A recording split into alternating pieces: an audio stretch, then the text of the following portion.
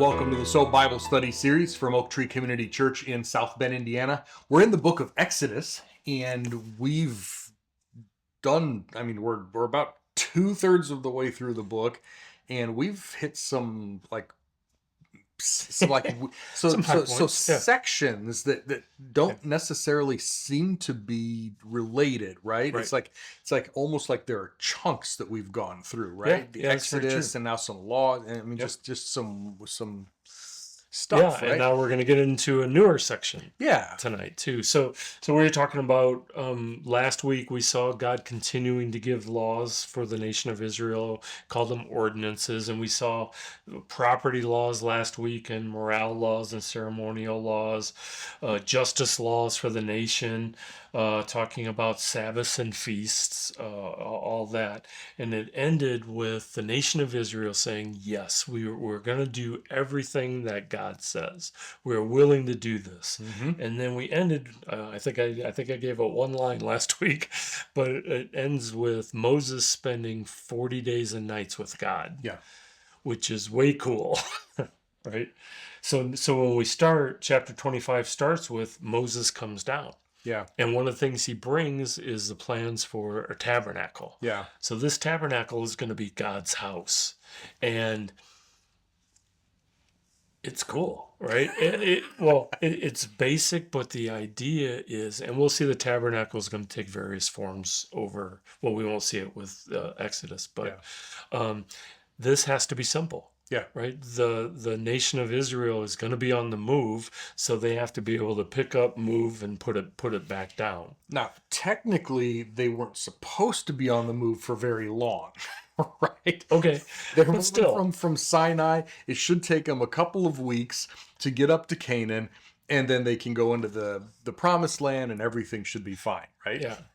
Should be. Yeah, but it seems that Moses went up to heaven and saw a tabernacle in heaven. Yes. And this is the best they're going to do for now, down on earth. So what's interesting is that Hebrews 8 actually does confirm this. So there is a heavenly temple. There's a heavenly altar. In fact, when Jesus died, he offered his blood as the priest and the sacrifice in heaven at the altar in heaven and paid for our sins there. So yeah, Moses got a blueprint for here's what it looks like in heaven, here's what you're going to build on earth, and that was going to be that link between heaven and earth where God would be. Right. God knows that this is going to cost money, it's going to take time, and he tells Moses to take a free will offering from the people, and this is the way that they're going to get the everything they need for this. And there's a list of items that they are going to accept, and it's extensive. It's like 5 verses worth, right? And in the Bible, 5 verses, that's a lot of time. It is worth noting, and you said this, but I want to emphasize this was free will. This is what somebody wanted to give. This was not a tax. Right. This was not, you must give these things. This is a free will offering from a willing heart. Okay. So we're going to find that they're building 6-7 things. And each of these are separate, but they all fit together. Yeah. So the tabernacle will actually come at the end. So the first thing that they're going to build is the Ark of the Testimony. Yeah, sometimes called the Ark of the Covenant. Right? Yep. Or just the Ark. Or just that doesn't work because because somebody already took that one. So this is made of acacia wood, and a number of these are going to be made with wood, and it's a box. Yeah. And not a very big one. No, right. And it's not what you think of necessarily. If you see the movie, The Raiders of the Lost Ark, you got this huge thing. Yeah. It's not that big. It is about 45 inches by 27 inches. Yeah, 2x4 foot or less. And its height is 27 inches, less than 2 feet. So a 4 foot by 2 box. Yep. If you think about it from that standpoint. Yep. Now, what makes it special is it's overlaid by gold. Yes. On the inside and outside. So this is going to add significantly to the weight. Yes. Make the size a little bit bigger.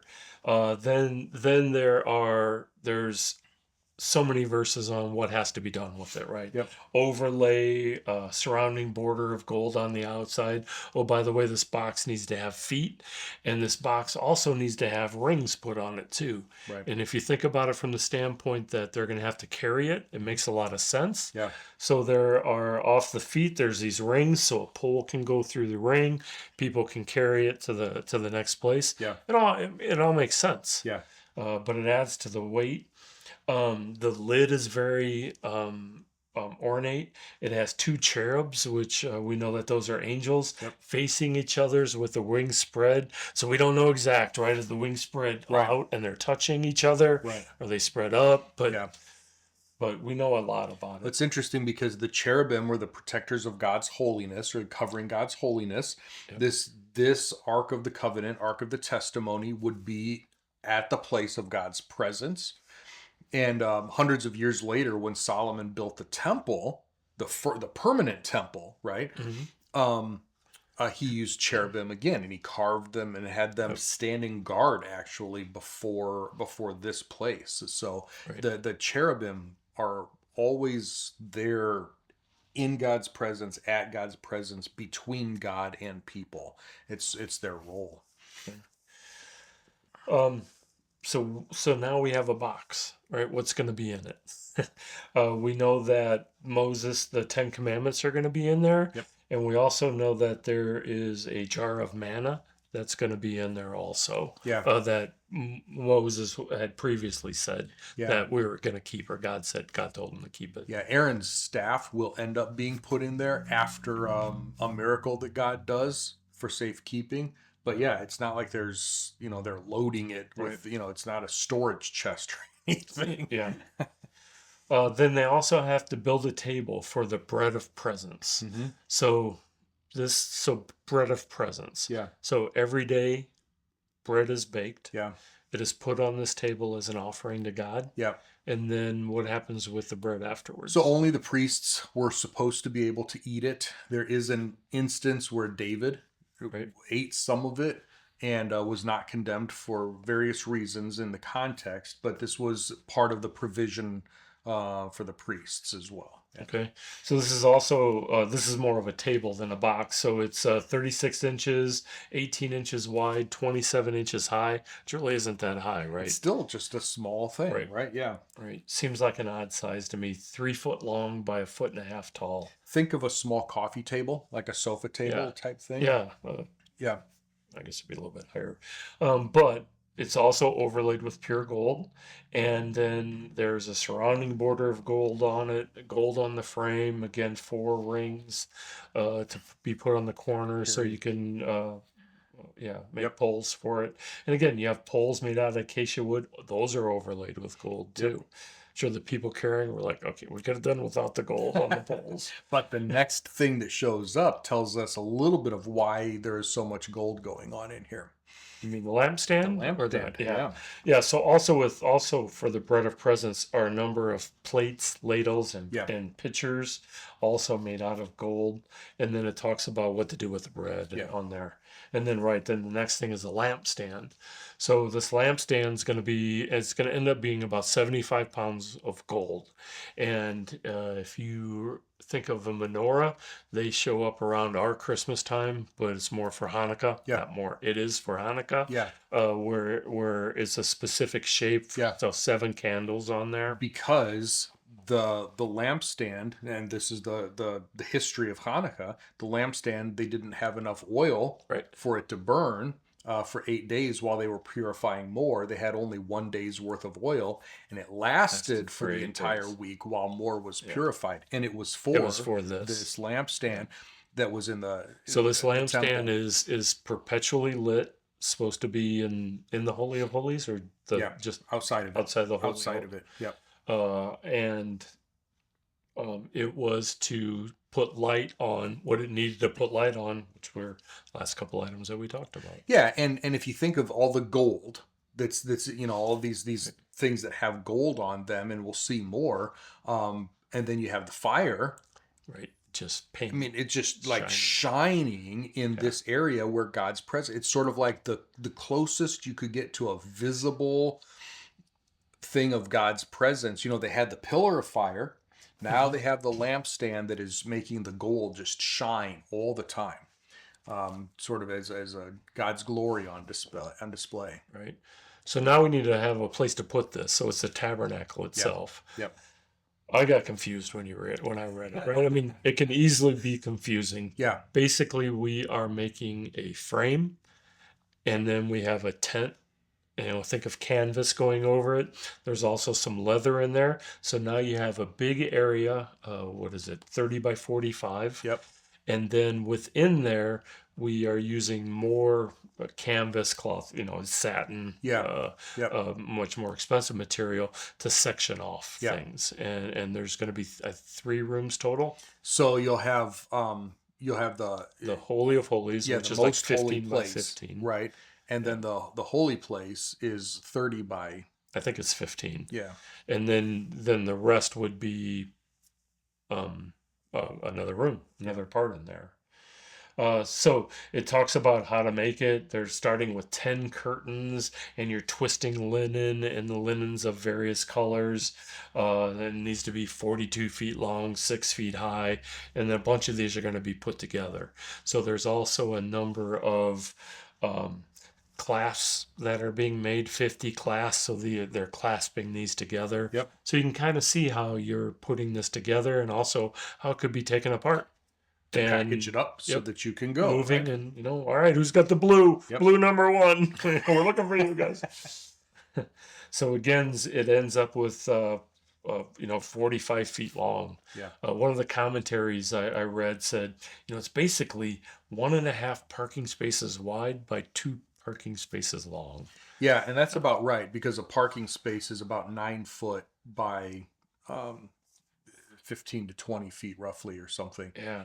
So for anyone who's familiar with our church building here, the main floor of our auditorium is about 45 by 30.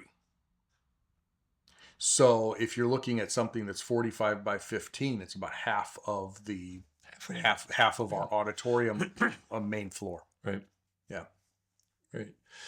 So then outside the tabernacle are going to be a number of things there.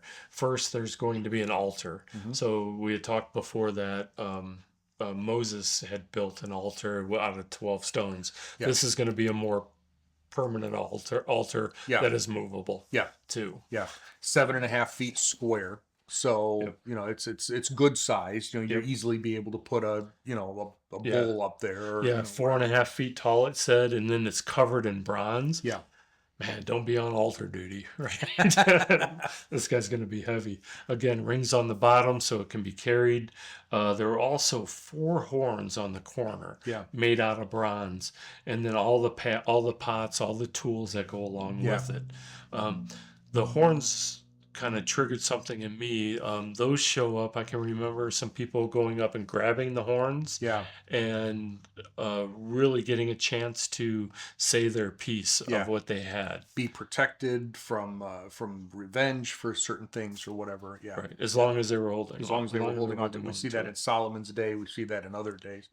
Nice thing about the altar, you mentioned how heavy it was because of how it was, big it was. It's hollow. I mean, it's an empty. Right. It's not like Right. it's not Yeah, like it's it's not not full like a of full. bronze. Yeah. Right. So it's going to be hollow, but it's still big, and Yeah. you have I don't know how many I guys don't know how carrying it. then right? they can make their bronze too, while they're beating it out. So there's also a courtyard, and the courtyard is 150 feet wide, width of 75 feet, and height of 7.5 feet.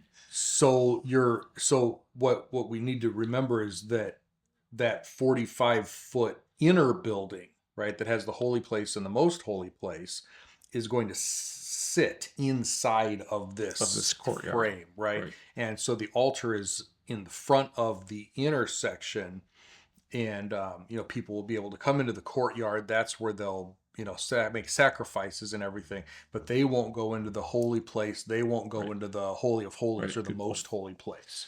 Good point. And it seemed to me that in this courtyard, most everything is bronze. Yeah. And then then they start moving into silver, and then on the inside is the gold that the Right. normal people would never see. Right. Right. Um, Yep. yep. So it was the job of the people to bring pure olive oil for the lights, and Aaron and the sons, they were to tend to the lights, Hmm. and that was a lasting ordinance for Israel. Yep. And then the last chapter, chapter 28, is all about the clothes for the priests. Hmm. So Aaron's going to have the most ornate robes. So it talks about a breastplate that he wears. There's an ephod, a robe, a tunic, a turban, a sash. There's a lot of stuff that he's got to put on Yeah. Yeah. for this. And each one, each color, each piece, each everything has a Has a special purpose and meaning. significance, right? Yep. Yeah. Yep. Um, there's there's precious stones. Two of the stones have 6 names of the tribe of Israel. So you have the 12 tribe names there. There's a lot of gold. The breastplate, and the ephod, they'd be heavy Hmm. for somebody to be walking around with. There's also a place for basically um, uh, uh, dice. Think about it that way. So Hmm. something of chance. Hmm. Now we know that there's not chance, but the idea is that the high priest could ask God a question and then get a yes or no answer Yeah. Yeah.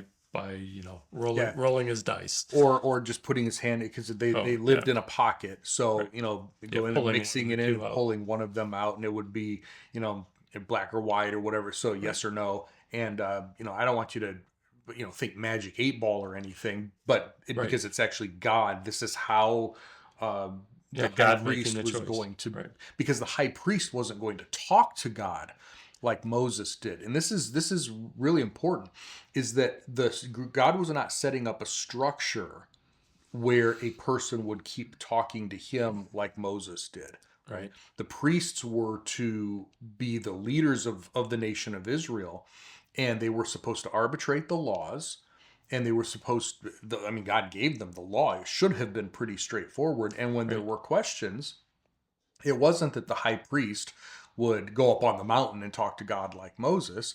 God said, when there are questions, there shouldn't be a lot, but when there are questions, here's how Here's how you do here's how I'm going to Yeah. give you the answer. That was good.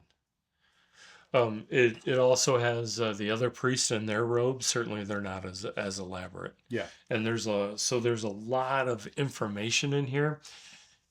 You can easily gloss over, but like we always say, take your time. Yeah. I mean, it's in there. It's in there for a reason. Yeah. Yeah.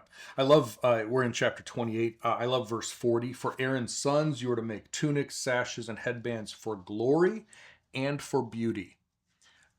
These things looked nice. The beginning of chapter 28, verse 6 says that the ephod will be gold, blue, purple, scarlet, and fine twisted linen, the work of an artistic designer. Right? Yeah. This was not just slapped together. Yeah, this was Right. thought through. This was very carefully made. This was supposed to be nice. It was supposed to look nice. It was supposed to be something that honored or represented God as they were. Now, I'm sure. I don't know how you get blood stains out, because if they're sacrificing animals and everything, and that very may be why it looked so nice, because it was going to be bloodied or something. But yeah. One thing I didn't bring up: Aaron's robes have bells sewn into them. Yeah. Which is kind of cool. We'll let you read why. Yeah, in there. yeah, you got to be able to hear him coming. Yeah. Or going, right? Right. Yeah. Yep. So we've done the pre-Exodus, as the nation, as the family became a nation. We've done the Exodus.